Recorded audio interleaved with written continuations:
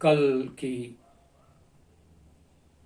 जो आपदा आई है उत्तराखंड के उत्तरकाशी के धराली गांव में, बहुत ही हृदय विदारक है। और इसलिए कहते हैं कि प्रकृति के विपरीत कुछ भी नहीं चलता और प्रकृति के सामने किसी की नहीं चलती है। उसका साइंस वही जाने। सबके प्रति, मृत आत्माओं के प्रति हमारी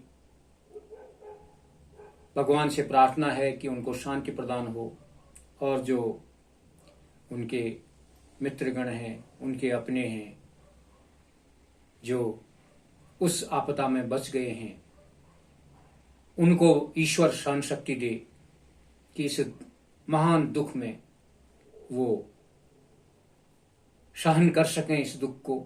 जो घायल हैं उनका उपचार ठीक से हो जाए, जल्दी ठीक हो जाए। और जब हम योग की बात करते हैं तो योग भी यही सिखाता है कि इस भवसागर से, इस मृत्युलोक से कैसे हम पार पाएंगे, उस ईश्वर तक कैसे पहुंचें, ताकि ये जो मृत्यु का भय है इससे हम दूर हो जाएं, इन सारे संकटों से दूर हो जाएं। उसके लिए अष्टांग योग यदि हम नियम पूर्वक करें तो निश्चित ही हम उस अवस्था तक पहुंच सकेंगे, ताकि इस जन्म मृत्यु के बंधन से हम मुक्त हो जाएंगे। आइए, शरीर को शुद्ध करने के लिए एक अभ्यास आज मैं बताऊंगा, जो डायबिटीज को भी नियंत्रित करता है, उदर के अन्य रोगों को भी नियंत्रित करता है, साथ में दमा, अस्थमा आदि रोगों से भी हमको निवृत्त करता है। दमा अस्थमा भी हमको नहीं होगा, जिनका सांस फूलता है वो भी नहीं होगा। इसको कहते हैं गौमुखासन। पैरों को सीधा करके सबसे पहले दाहिने पैर को मोड़ लें और इसके ऊपर से बाएं पैर को ऐसे रख लें। इन दोनों में गौमुख की आकृति बन जाए हमारे ऐसे। अब जो पैर ऊपर है वही हाथ पीछे ऊपर से ले जाए और हाथ को पकड़ लें, यहाँ ऐसे एक दूसरे हाथ को पकड़ लें, विपरीत दिशा में खींचें और पूरा खिंचाओ। अब आप देखें कि आपका अभी बायां फेफड़ा फैला हुआ है, दाहिना सिकुड़ा हुआ है, तो फेफड़ों में को प्राण शक्ति मिल रही है, फेफड़ों को व्यायाम भी मिल रहा है, साथ में उदर में पूरा खिंचाव पड़ा है, तो पेनक्रियाज, लीवर आदि सब पर प्रभाव पड़ रहा है। और इसको दूसरी ओर से भी करेंगे।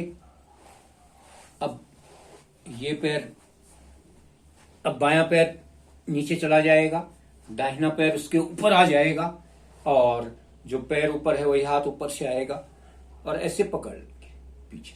अब मैं बैक साइड से भी दिखाता हूं आपको कैसे पकड़ना है और कैसे सीधा रहना है हमें। ये यहां से पकड़ा, हाथों को विपरीत दिशा में ऐसे पकड़ लिया और बिल्कुल सीधी, कमर भी सीधी हो जाएगी।